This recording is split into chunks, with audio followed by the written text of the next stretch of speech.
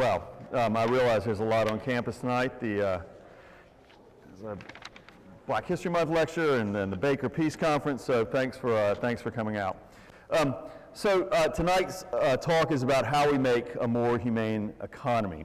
And we're now in one of the worst of years, an even number year that's divisible by 4, which means that we'll be hearing lots of talk about economics, especially about things like growth and inequality by our presidential candidates.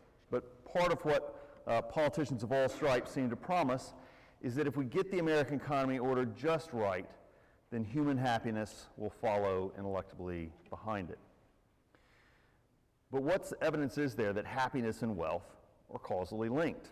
And might it be the case that the goods that make for a meaningful life aren't economic goods, but human goods that have nothing to do with material wealth? And these are the sorts of questions that preoccupy tonight's speaker.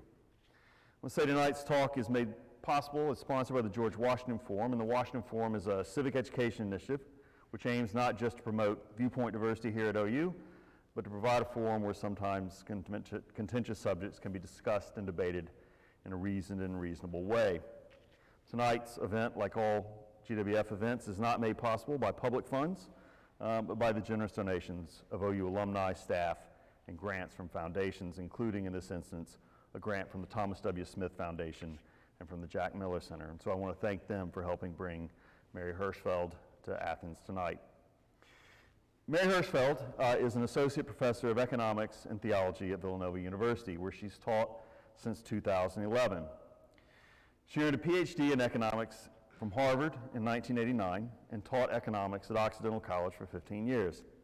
And then in 2003, she does what no academic I know has or probably will want to do. She quit her tenured position to pursue a second PhD, this one in moral theology at the University of Notre Dame. And her scholarly work considers the boundaries between economics and theology, and her latest book is Aquinas in the Market Toward a Humane Economy.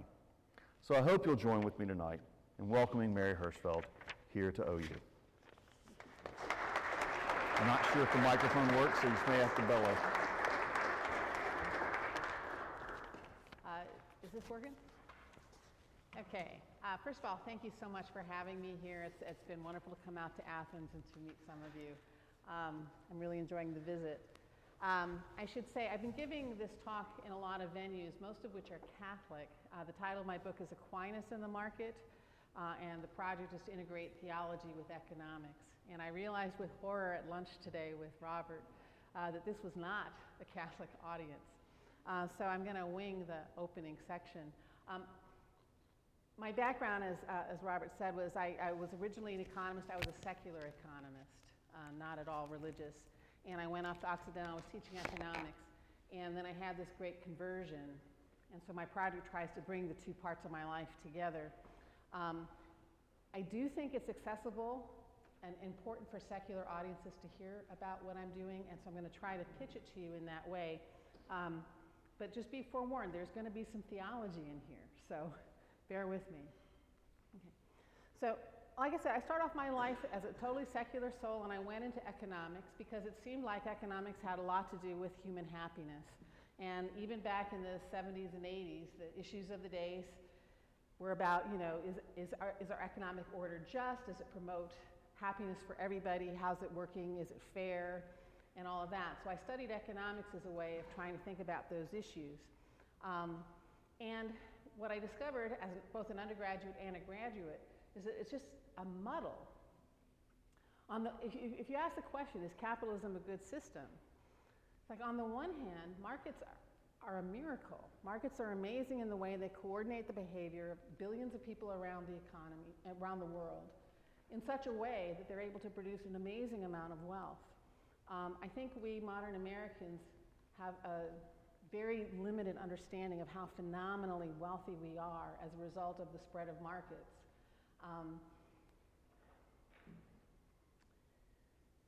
Here's just one example, and this is just at the tail end of it. Think about your grandparents, the people who lived in the 1920s or 1930s. How much richer do you think we are than they were back then? Any ideas? Well, okay. We're 5 times richer than they were back then. That's adjusting for inflation and everything else. That means we have 5 times bigger houses, 5 times more clothes. We're phenomenally wealthy. And the punch is, they thought they were the richest people who'd ever lived, and they were 5 times wealthier than the generation 2 times behind. If you look at the average standard of living for humans around the world, you're living in one room with the whole family, right? You've got a cow, maybe. So we radically underestimate the amount of wealth we have, and that's really due to the spread of markets, the miraculous way that markets channel human productive energy for the greater good. So that's the good news about markets and capitalism. The bad news is it seems to also come along with a good deal of what looks to us like economic injustice. It seems to involve this mercenary exploitation of the environment and each other in the pursuit of wealth, and it has produced a society that seems to be really subservient to market values, to money. Money seems to rule everything. So how do you mix that? How do you balance that out? People who are nervous about the moral downsides of markets often will come to the left and talk about having the state come in to intervene and make things better. And that's all well and good, but then they're ignoring what the markets can do proactively, right? And the people on the right can celebrate how good markets are and be completely deaf to the moral difficulties. And when I was in grad school at Harvard, this started to just really hurt my brain. Like, I couldn't find any kind of a language that could do justice to what markets can do in a good way, but also to this obvious cultural and social problems that come along with it. I just didn't, and there was no vocabulary for how to think about this. And as I've gone on in my intellectual journey here, the idea that Charles Taylor is the one who articulated this, the problem is we live in a modern intellectual world that just is fragmented. It's fragmented our discourse. So you can be an econ major and learn about market logic, or you can go over in philosophy and study about the good life, but you don't talk to each other. There's not an integrative way of talking about it. Okay, so there I am, and I'm completely stuck. I didn't know what to do, so I decided to go teach at a liberal arts college, and I was just going to teach my undergraduates about how supply and demand works, and I was going to barbecue on weekends, and I was just going to have a nice and easy life. To add to my intellectual predicament, and this was really kind of shattering. When you're in grad school, you're really poor. I was living in a studio apartment with my cat and several roaches. And then I got my first job. My income doubled, it more than doubled. And all of a sudden, I'm in a nice one-bedroom apartment. I have a car. I had a nice color TV. Got to watch the Olympics. It was really exciting. And my happiness had not gone up a peep. It hadn't changed a bit.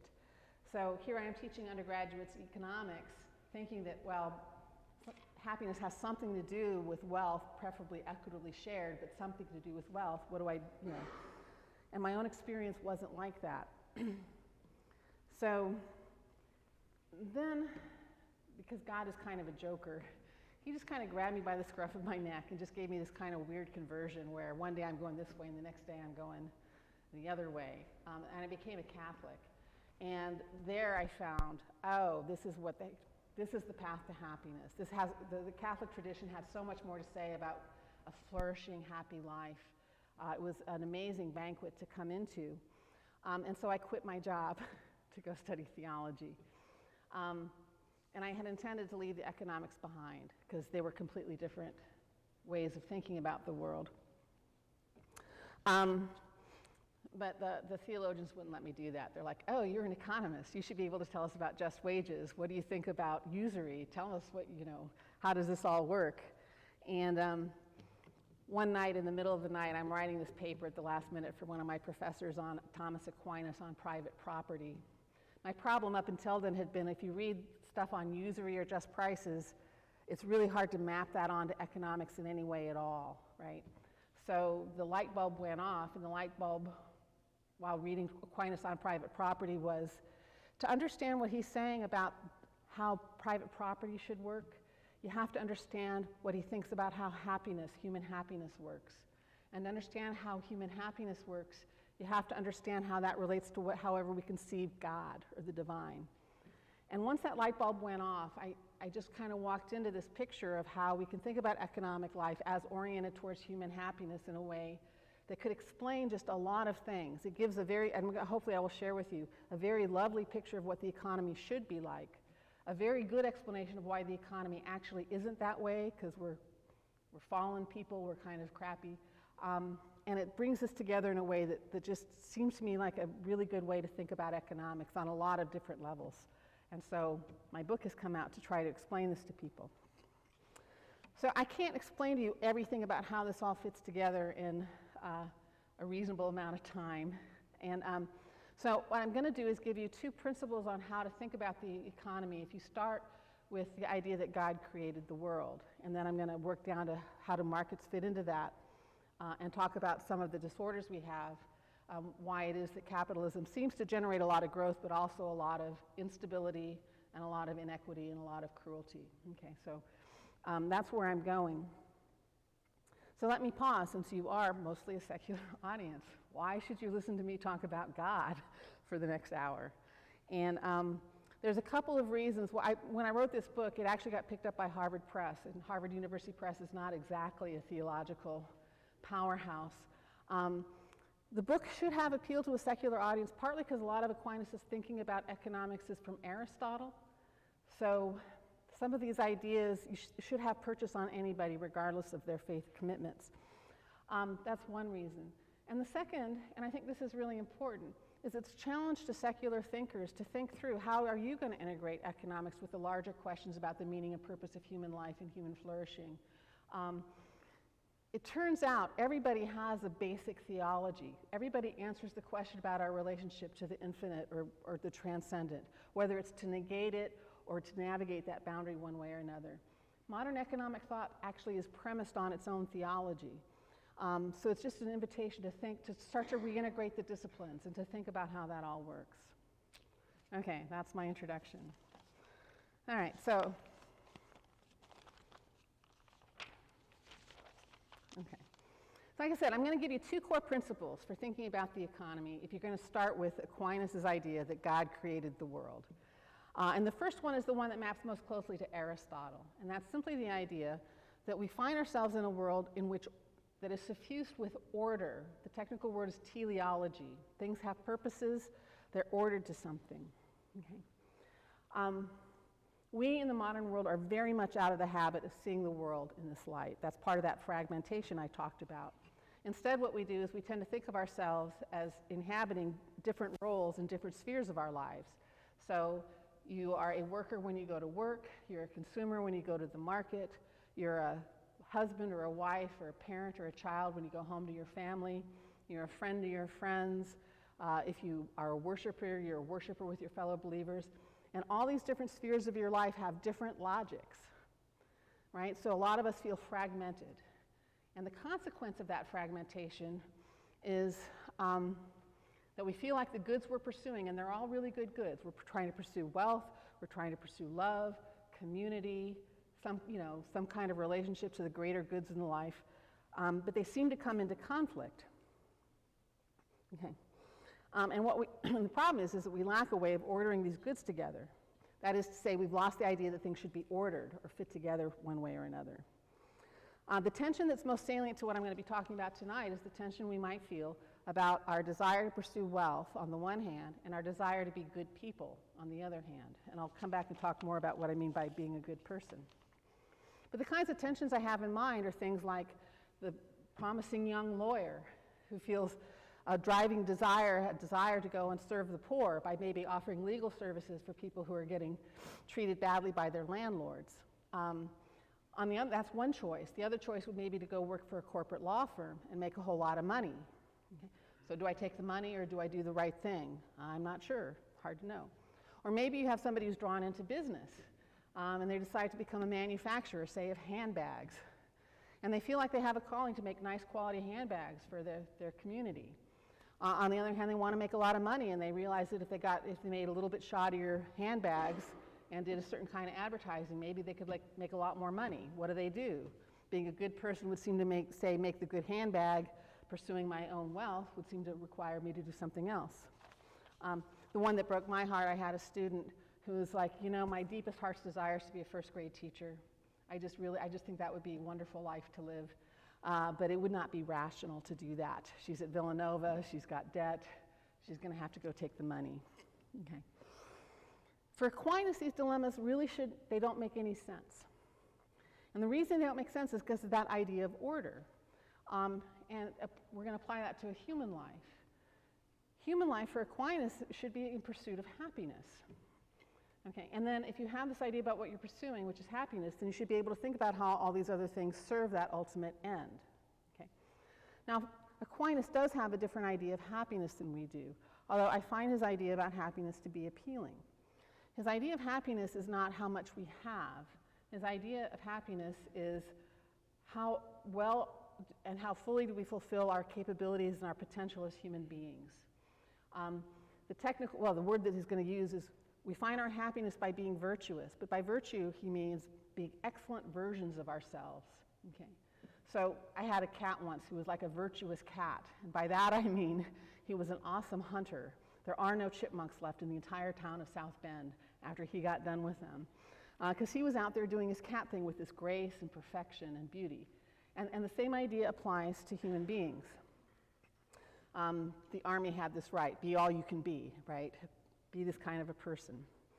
In such a life, and it's not like we're cookie cutters. It's not, the picture of excellence you would get in each human life would be particular to each human, but it would share certain kinds of core virtues. It would be the excellence of being the person who has command over her appetites, such that I could enjoy a nice steak when it's appropriate to enjoy a nice steak. And then I would also just do it in a certain kind of moderation, whatever's proportionate to my being or whatever's good for me. It would be having the courage to charge up the hill in the heat of battle when that was called for, but also the courage to say, you know what, that risk is the one that's not worth taking. To be able to judge these things in life with a certain kind of reason and measure that's fully human. It would be the person who's able to give to others their due with joy, because you're a social person and part of your human excellence is interacting with others in a way that respects them as much as you respect yourself.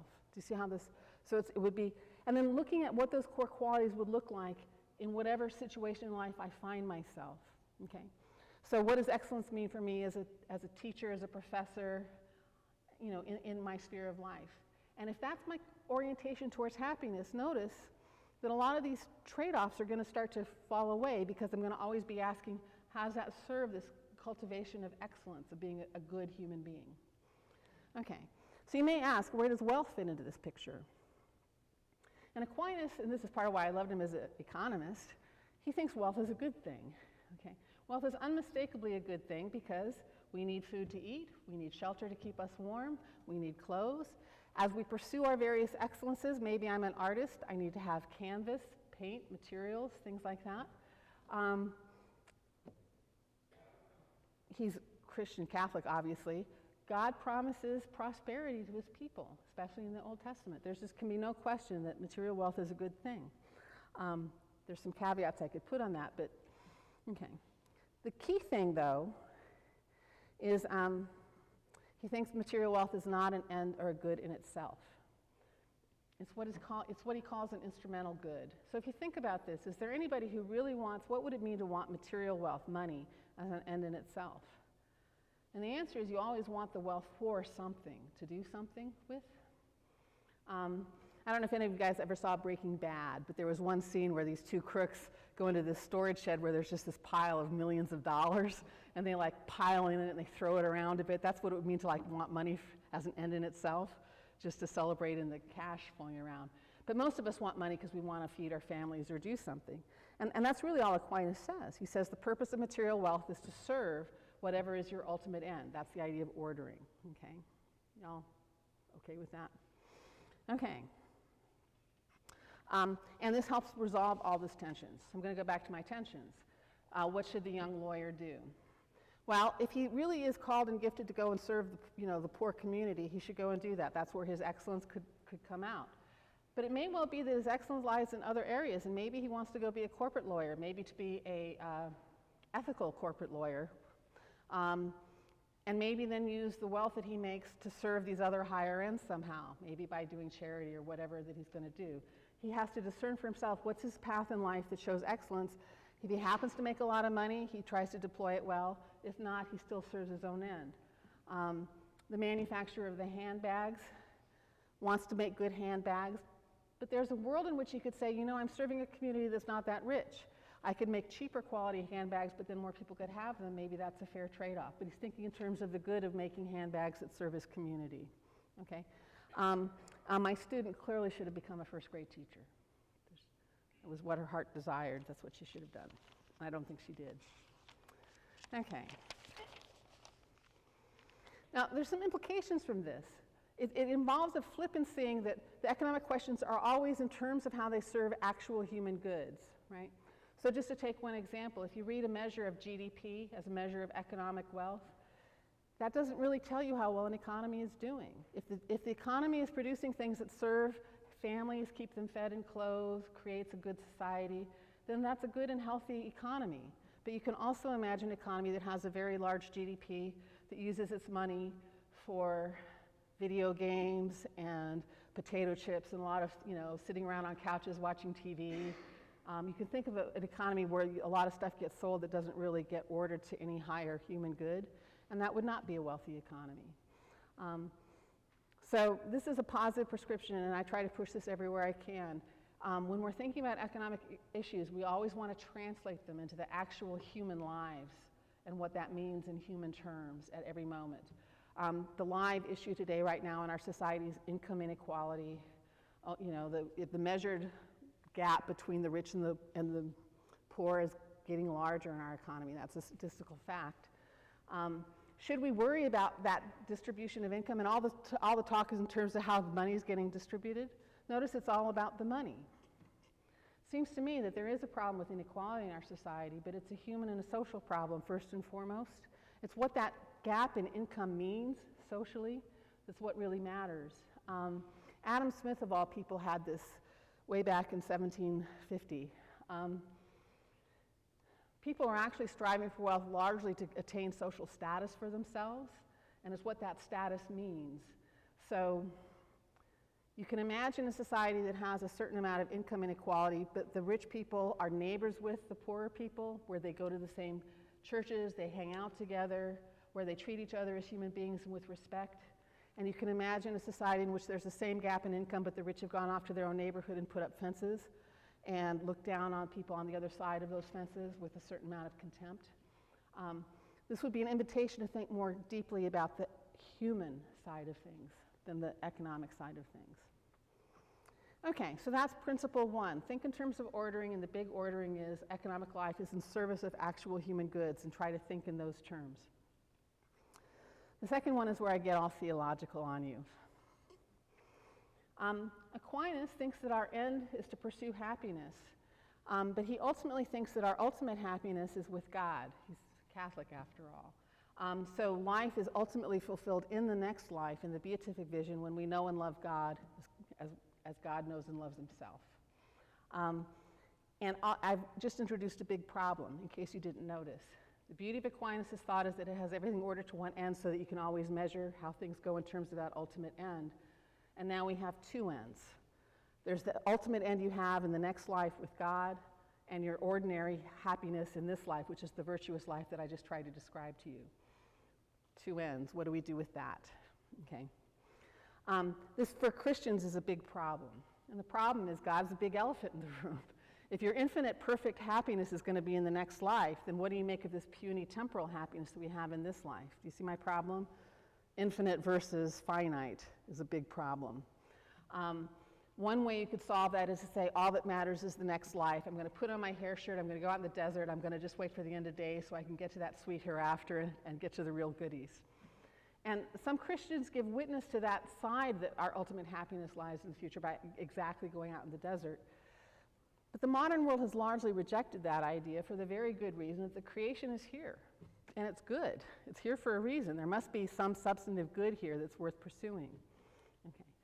So the second idea, which is our modern idea, is, well, whatever happens after we die is whatever happens after we die. What do we know about that?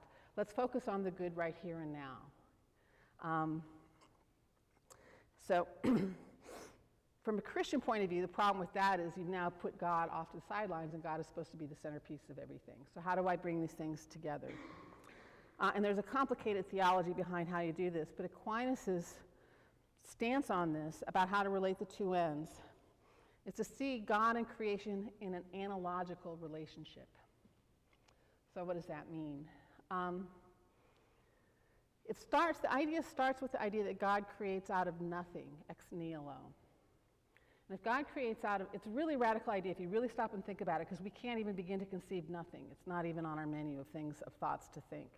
If God creates out of nothing, then everything in the world around us is hanging in dependence on God, sustaining us in being out of nothing. Okay? That means there's nothing in this life that does not come from God, does not depend on God, and does not reflect God in some way. So this finite world is like this analogical reflection of God, is the idea. Okay. So the analogy I like to use with my students goes as follows. We have this good in this life, and the good in this life is good because it's depending on that ultimate good. So it's showing us something of that ultimate good, but is not itself its ultimate good. Some of you are old enough to get this analogy, many of you are not. But I want you to imagine a world before Skype, and I want to imagine that you have gone across the ocean to Europe for your junior year abroad, and you had to leave your sweetheart behind. You guys all with me? You're sad, you miss your sweetheart. And by the way, to call them up on the phone would cost like $10 an hour, and you can't do that very often. So you miss your sweetheart. In that world, those of us who lived through it, you checked your mailbox every day, because every now and then you'd have a love letter from your sweetheart. And when you got that love letter, you really loved the love letter, right? Because, why? It represents, it's a piece of your sweetheart right there before you, right? He's present to you the way that he can be present to you. And you love it, and you cherish it, and you save every one of them in a box, and there's little tears of missing all over them, and you read them over and over again. You absolutely love your love letters. But nobody would mistake the love letter for the sweetheart, right? So the love letter points you back to what you really love. The world is God's love letter to us, is the idea. It's a hint, it's a fragment, it's pointing back to what we ultimately want. That's how they're connected. Okay. You get some quick if you start thinking of things in that light, one quick consequence you get is a way to think about the problem of suffering, which I think is important. Why is it important to deal with the suffering of others? Well, the answer would be that anybody encountering worldly suffering, they're starving, they're sick, whatever is their suffering, they're being detached from the good of the world through that suffering, which means they're being detached from their point of contact with God. It's like you took their love letter away. So we have an urgent call to go and help people who are suffering, because that's a way of presenting before them that ultimate goodness in the only way that we can, right? At the same time, we can't fix everything. And we know we can't fix everything, but we have the hope that in the end everything resolves. So if you have this picture of the relationship between God and creation, it gives you a way of engaging with suffering in a way that's urgent and serious, while also having room for the fact that you can't fix everything, so you can go into it without despairing. Because one thing that happens, I think, is just compassion fatigue. There's so much out there, what can I do, when you give up? This is a way to engage with hope. I think that's important. But for my purposes, the more important point is the second one. The analogical view of creation gives us another way of appreciating the wealth that we have. So the first one was it serves us, it feeds us, it clothes us, it helps us do the things that we want to do that are ultimate purposes. But it also has a good in itself, because it all reflects God's goodness one way or the other. The way I think about this is by asking the question, how can an infinite good reflect that infinite good into a world that's finite? Okay. And the answer that Aquinas gives is that no one creature could possibly reflect God's goodness, because God is infinite and we're just, okay. But God presents his goodness in the world by scattering that goodness across all the different kinds of goods that there are. The analogy I like to use is to think of that infinite good as like a white light that gets shot through the prism of creation and creates a rainbow of colors. Okay. The idea here is that when you look at an apple, the apple is unique and wonderful because it represents in its appleness something of God that no other type of creature can do. And the orange in its orangeness tells us something else. I would add that that goes even double, triple for human beings. Each and every person on the Christian account reflects God in a way that only they and only they can do, right? So that's why cultivating that particularity is so important. Okay. So, why is that important? The reason why that's important is when you go in, and if you have this perspective, when you're looking at the apple, you're going to actually see the apple in its fullness and its goodness in a way that you otherwise would not. And the trouble is, we live in a world that's dominated by the language of monetary exchange. And what does monetary exchange do? It lets us add up the apples and the oranges, and it does that by treating them all as so much money, having so much value, and that encourages us to look at the goods in our life in monetary terms rather than in terms of what they actually are. And in doing so, I think it leads into us a habit of seeing through them. And it helps to start answer a paradox, and the paradox is, how can the richest people in the world has ever seen, which would namely be us, how can we sit around and feel like we still have an economic, like we don't have enough, like we need to have more? And part of it might well be that we're seeing through the goods that we have. We're not seeing them for the goodness that they have in their particularity. And we're not letting them nourish us with the goodness that they offer. Okay. That's one way that God reflects his infinite goodness into the finite world. But if it was just a scattering of diverse goods, that wouldn't get at the fact that God is one. So the second idea is that all of these diverse goods are also interrelated with one another. I'm going to use that word ordering again. The bee is ordered to the flower in a certain way. If you look at the world actually the way it is, it's a web of thick relationship and connection between everything. Again, clearly true in the human realm. I represent something of God that nobody else can represent it, but I can't represent it unless I'm in conversation with you and interacting with you, because you make me who I am in our relationships together. Okay, so that's what holds this diverse universe into one. Okay. Okay, and this has implications for how we should think about finding happiness in this life. And now I'm going to start coming back to the economy. Okay. And the implication is this. If our project in life is to discern the particular goods in our life and think about how they are related to one another, to bring them into some kind of unity or wholeness, then the project of trying to find happiness is like being an artist. It's like having a canvas before you and thinking, I want this kind of good here and this kind of good here, and figuring out how to bring it into balance and into harmony. The core virtue is the virtue of prudence, and prudence is the virtue of learning how to bring a unity out of diverse things, right? And that's the exercise that we're supposed to try to do. But hear what I'm saying. If that's the way happiness is, how much paint do I need to have to paint my painting? Because that's the question of how much wealth do I need to have in order to serve my own ends. We moderns have this idea that how much paint do I need to have to paint my happy life? As much as I can get. And when I think about my pursuit of happiness in terms of how much can I get, and I always want more because it lets me get more, I will never do that ordering. I'll never find that harmony. So let me draw that out a little bit. Okay, I've given you enough principles, the two principles right now, that I should be able to make intelligible to you the idea about how the economy should work. This is what the humane economy and what it looks like. In the humane economy, we go into it thinking in terms of what are these ultimate goods and excellences that we're trying to pursue. Let's say that I'm a carpenter. Okay? My joy in life is to make beautiful cabinets and tables and chairs out of wood, and I develop my craft. And I take joy in the fact that my neighbors, my neighbors buy them. They now have nice cabinets, tables, and chairs in their home. I did that as a service for the community. Maybe I have a few apprentices or a few employees. I've given them a way to develop their own skills. We've built a community. We have relationships with one another. I get to know the guys who supply the wood. I have relationships with them. It's a life where my economic activity is ordered to human flourishing on all its dimensions. And then you might say, well, what about making a living? Yes, I need to make a living. And when I give you this beautiful cabinet, it's reasonable to expect you to pay me back, right, to compensate me for my services. So money is in the mix, but it's a servant and it's not a master. when I'm looking at the prices that I'm charging, my question is, am I making enough to cover my expenses and make a living? And if the answer is yes, then fine. But notice what I'm not doing. I am not making my cabinets to make as much money as I can. If you have that idea, markets are really good.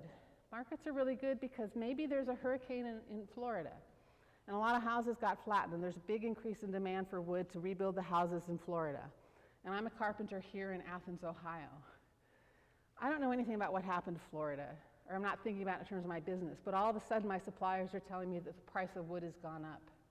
Okay? It's a signal to tell me that maybe for a while, instead of making wooden cabinets, I want to work with some other material that's cheaper. And that allows the wood to go to where it's more needed. So it does this great allocation. And the profits that I make in my business are also a signal. Maybe I'm making great cabinets and you guys are lining up down the block to get my cabinets. And I'm making a lot of money. I'm charging a decent price, but my business is going well. Maybe that's a signal that I want to expand my business, or maybe it's a signal to others of you that, if you have any talent for carpentry, the community really values these cabinets, tables, and chairs. Get into the business. So markets and profits channel us into ways that we can really be of service to our community. And they work in the other way. Suppose I decide my vocation is to make handmade togas. I think that would be really cool. I could weave them out on my loom, and you guys could wear Roman togas. And I'm fairly confident that if I started my handmade toga business that I would not make very much money. And my complete lack of profits would be a signal that the community was not in fact benefited by handmade togas. And it would tell me I'd have to go do something else. So markets and money have a role to play in service of these higher goods. And I could tell the story a little bit further and say, so do financial institutions. Banks actually do real good things. But again, get out of that language of trying to make money. What does a banker do? The banker takes care of the problem that maybe if I'm a young family starting out, I'd like to live in my own home years before I could afford to pay for it. And then the banker is the one who's able to take up people who have surplus savings at the moment, loan it to me so I can live in my own house now and I can pay it back. And the good banker is the one that discerns whether I can afford the mortgage, tries to balance things out, and serves the loan and brings these things together. That's a real value to the community. And then they'll charge money to cover their costs and make a living, right? That would be good finance. Okay. I hope you have maybe picked up that the world I've just described is not the world we live in. And so the question is, why not?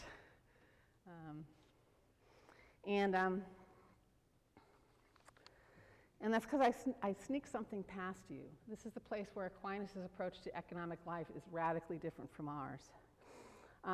The key corollary to the point that material wealth, goods and services are only valuable insofar as they serve actually good ends is that the amount of money that we need should be measured by those ends. That's one of those technical terms. What do I mean by that? I mean that when you start out life and you figure out what you want to do in life, you should think about what you want to do. And then your second thought should be, how much money would I need in order to live a reasonable, decent life doing what it is that I feel called to do? So the way it works in my life is this. I'm the single professor. That means I need to have a certain kind of wardrobe, although I don't always do that. I need to have a certain kind of wardrobe, a certain amount of transportation. I need to have certain things to make my life work. And say I've judged that what I really need in order to make my life work is $60,000 a year. Happily for me, I make $60,000 a year. In fact, and we would then define poverty as somebody who has an idea about what they need, right, and then isn't able to meet that. And we could talk about that problem. But most Americans are in the other kind of problem where if they stopped and thought about what do I need to live my life well in my situation, this is what I would need. I need $60,000. I have a colleague, she actually does a lot of hosting, a lot of hospitality for people. She needs a bigger house in order to do that function. She needs more than I need. That's fine. Once you have that number, whatever it is, then anything else you earn beyond that, and I'm in a position where I earn more beyond that, is like water. I don't need it. Do you see what I'm saying? So whenever I get a raise, that just gives me more money to give away because it does not go to raising my standard of living. In our world, we have this flipped around. We determine what our standard of living should be, how much we should spend on ourselves, based on how much we earn. And because we do that, and we think that our happiness is tied in with getting just a little bit more, just a little bit more, just a little bit more, our lives get absorbed with trying to make more money. And the immediate consequences of that is that the vision of business that I just gave you, where you think first about the goods and services you're providing and whether they're good and how they serve the community, gets flipped over to the question of how can I get as much money as I can from my business? And you immediately open the door to a lot of shoddy business practices. There's a great book by Natasha Dow-Schul called Addiction by Design. You should all read this book. You should write down this title, Addiction by Design. She talks about the industry in Las Vegas of those video gambling machines, the ones where you put in your quarter and then the thing spins around, and if you got a flush, it pays out. Okay, she studied that as an anthropologist for a couple of years. Those guys have designed those machines to addict people to them. So when you go into those casinos, it's a maze. It's really hard to find your way out. There's no clocks in the room, so you lose track of time. There's no windows, so there's no signal from light. They give their customers cards for frequent, they're monitoring all the time. So if I'm on a losing streak, a waitress is going to come by with a drink for me. Not by accident, right? They set it up so that you can tap into your bank account while you're zeroed into that machine. They design those machines to have the right musical cues to ping your little reptile brain and keep you hooked in. Many of us are resistant to that. We can go in and play, walk in, walk out. 10% of the population reliably gets addicted to these machines, and the purpose of the industry is to zero them out, to take all of their money. Okay? That's the kind of thing that capitalism does because we're pursuing money as an end in itself, trying to maximize it.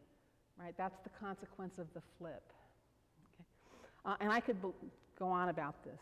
Now, a lot of my students, when I talk to them about this, say, well, I don't have that problem. I don't want to be a billionaire. I don't even want to be a millionaire, right?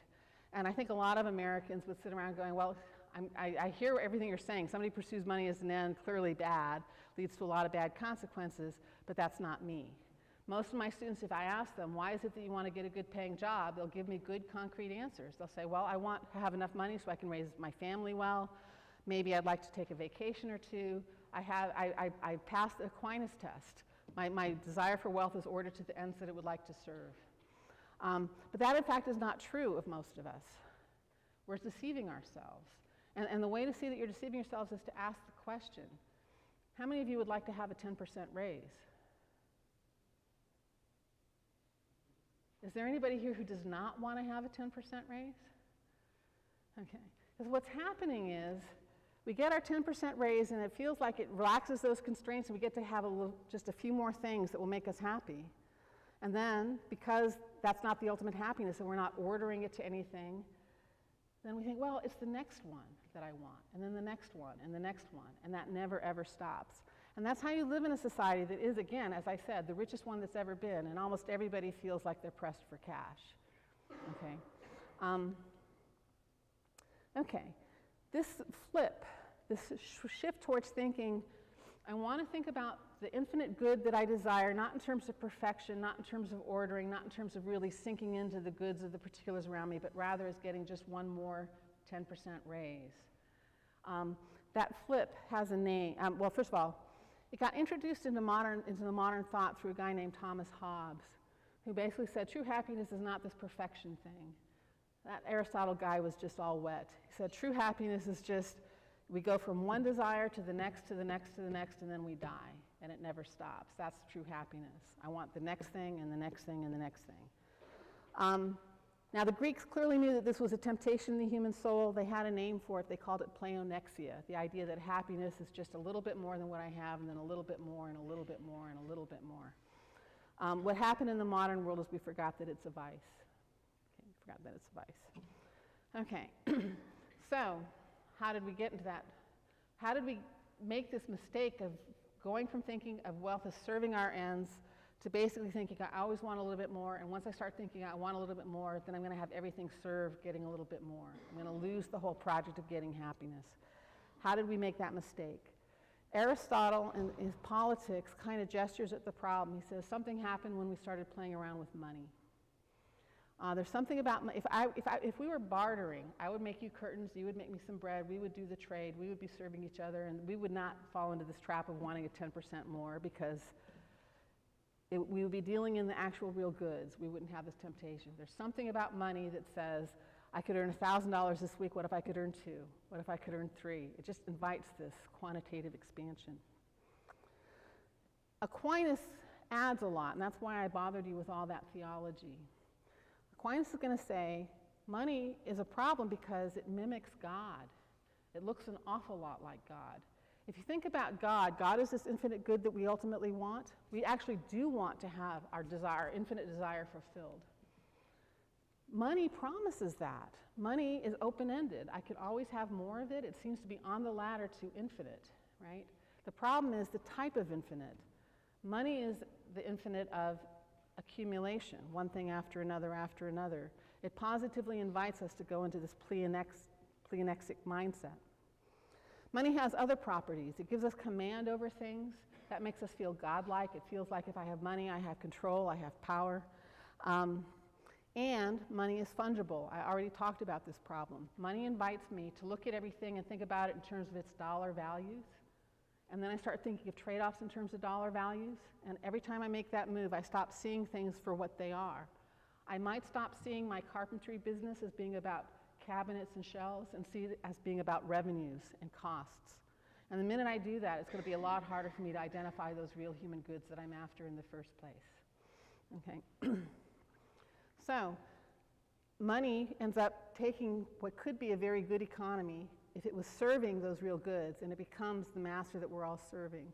And I think this gives us an account of why capitalism has that peculiar property of, on the one hand, generating wealth and doing real good for our prosperity, while also seeming to seduce us into a way of life that causes us to exploit other people, exploit the environment, and just be caught up in this endless materialism that I think most people feel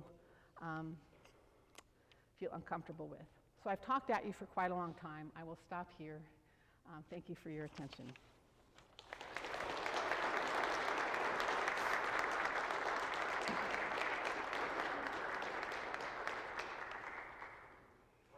If there's questions.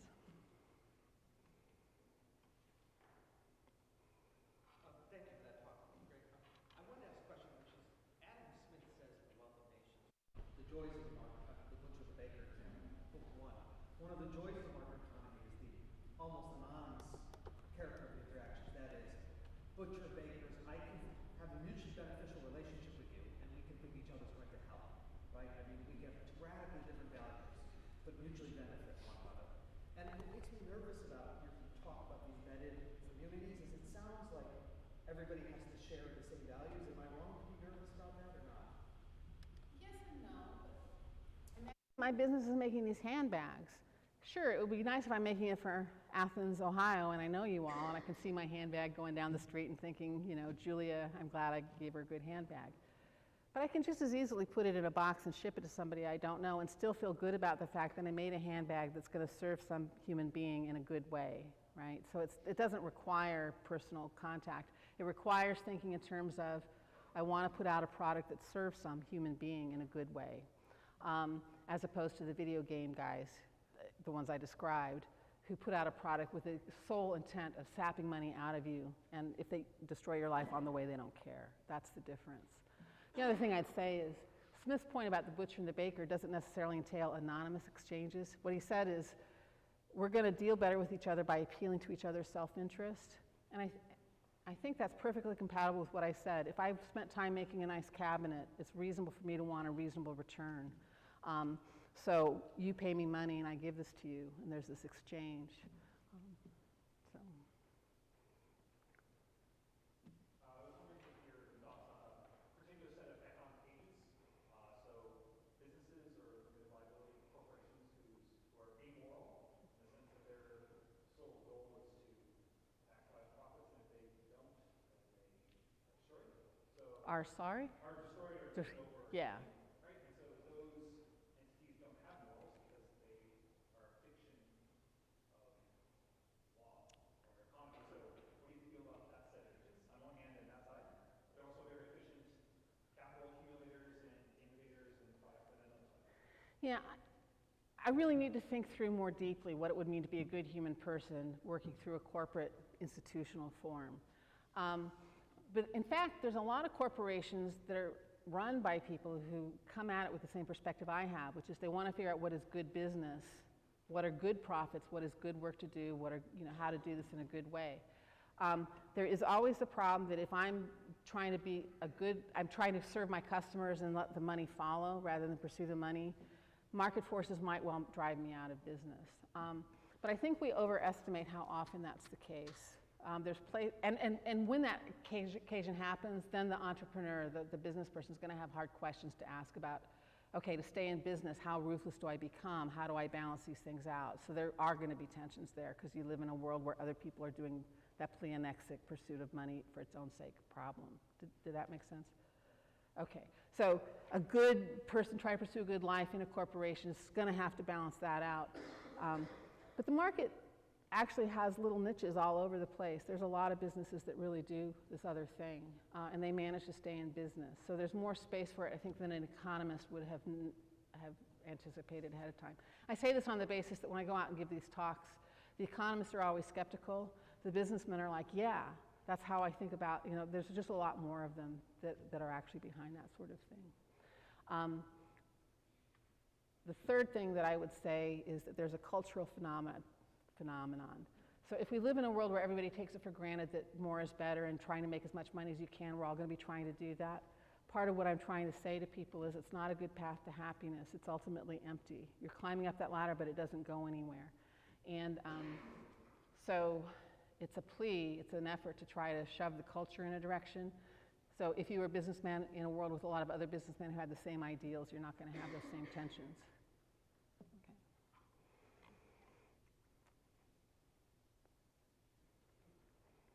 I'm very open to the idea that the economic framework in and of itself is no content, so it needs to be supplemented by theory of morality, normative framework. What I'm wondering is, what makes one framework more attractive than the other? I mean, it could be a utilitarian, what could be interpreted as love thy neighbor as you love thyself. It could be a Kantian, and then I have the golden rule. Do unto others as you want them to do unto you. What we don't have is the telos that you described. So what makes Aristotle, and both the utilitarian framework and the deontological framework ultimately take care of unlimited growth, because whatever I do, I take my fellow neighbor into account. So what makes your framework more attractive other than sort of a belief? Couple things, because again, I started off my career kind of going either utilitarian or Kantian, and how do you do this? And I just finished teaching my students some utilitarianism and Kantianism stuff. Those languages don't give me a language to understand how do I pursue my own ends, and how do I balance my need to pursue my own ends with my obligations to others through these various frameworks. And if I think that my pursuit of my own ends is this pleonexic one, I'm less likely to actually live out the Kantian or utilitarian life. That's the first answer. And the modern project has very much been about, we're going to assume pleonexia, and we're going to hope we get a bunch of institutional arrangements that can channel that pleonexia into ways that are good, or at least less damaging.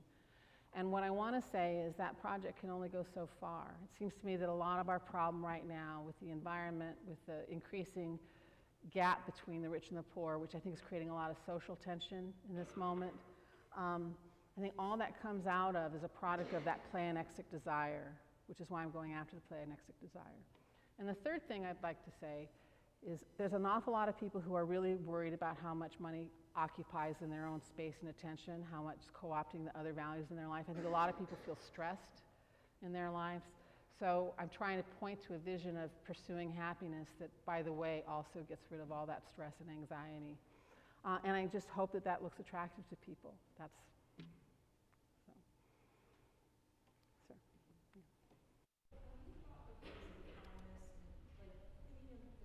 Changing people's mindset to appreciating the gifts and talents humans may have, you said, looking at people's individual things that they have to offer. I don't remember your exact phrasing, but I think it was like your God-given gifts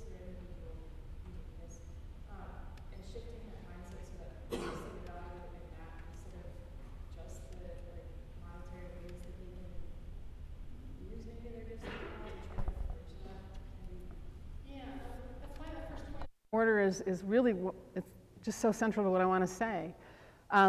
Money has come to dominate things so that we think that we have to serve the money. And if we could see that it's meant to be a tool, then it would be easier for us to see each other and our talents and all the rest. So I think it's a path towards a richer society and a richer human interaction. Money, I just think, blinds us. There's a familiar saying, money is a really good servant, it's a terrible master. And we live in a society where we've made money our master. So. Thinking about what she just said and what you just said, I don't necessarily agree that everybody, I should use that term, that most people are pursuing money. I believe most people are pursuing things and stuff. And I think that's what people get derailed. They're pursuing things and stuff, and maybe envious of their neighbors or friends, envious of their sibling or their parents. And as they pursue that stuff, they recognize that a lot of people don't have, they don't understand more advanced economic principles. Most people in our society understand the basic economic principles. If I want that candy bar, it costs $1, I have to have $1 or I get that $1. And I feel like what you're talking about, a lot of the problems are people's pursuit of things and stuff. And as she said, if we kind of find our gifts in the things that make us happy in life, I like to tell people I've had 4 basic job changes. Every job change I've had is less prestige, less money, and more happiness.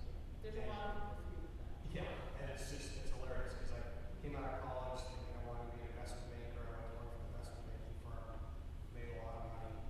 It just I wasn't happy. I had to cut a lot out of the talk. So there's a lot of it is about the stuff. And a lot of it actually is not because I personally think I want to have a 5,000 square foot house to be happy. I actually a lot of us start off kind of reasonable. I just want to fit into my neighborhood. The problem is there's enough planexia out there that the neighbors in their pursuit of progress and the American dream, they go from the 2,000 square foot house to the 3,000 square foot house. And then they go to the 4,000 square foot house, and now my kids are embarrassed to invite their friends over because of their shabby house, and now I feel like I really need to. So our sense of what we need in order to be okay just keeps ratcheting up all the time. So you can have a lot of good people trying to live a good relationship with wealth who have a lot of social pressure to go beyond that. And we have a whole economy geared towards making us feel like just that one next thing is what we need, right, to elicit this. And once I have this desire for the next thing and the next thing, now I need money as an end. And that's really where money comes in. So Facebook and Instagram and everything else doesn't help those cause because people compare it so much. Yeah. No, and exactly. So, and that again is why I sometimes get criticized for not doing enough on the politics. How should we rearrange our institutions and stuff? And I'm like, I want people to figure that out. But if you don't figure out this cultural problem first, about what is the real value of wealth, it's going to be a lot harder. So here I am preaching the gospel of get into right relationship with your wealth. So, and your point about your own life choices, there's a significant chunk of the population, in fact, does that. They're mostly not in the big cities. I think that might be part of the gap that's going on in our society right now. But some people actually do choose to be the first grade teacher and are happy in that choice. Robert.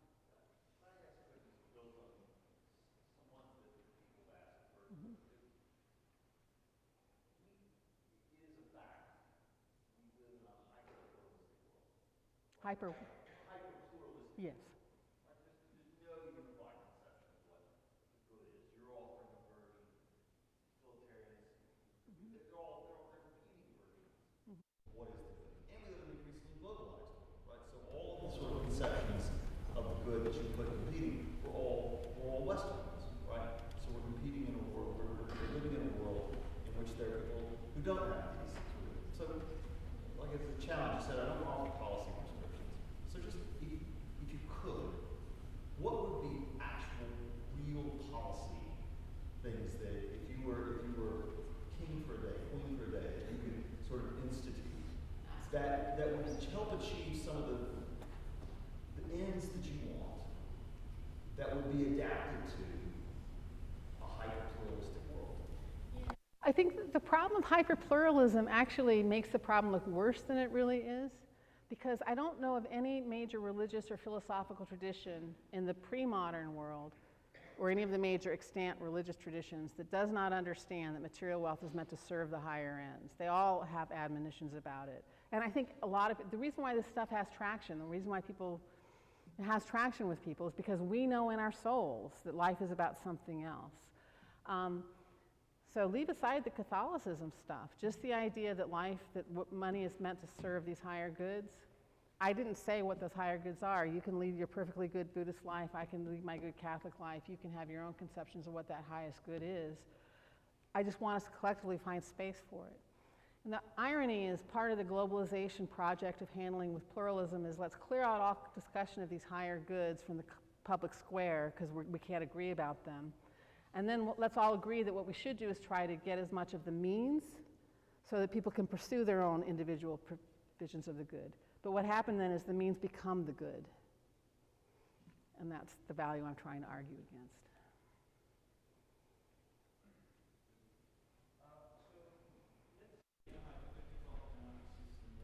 People are trying to achieve happiness by maximizing their happiness, let's say. Where we define happiness as relationship with God.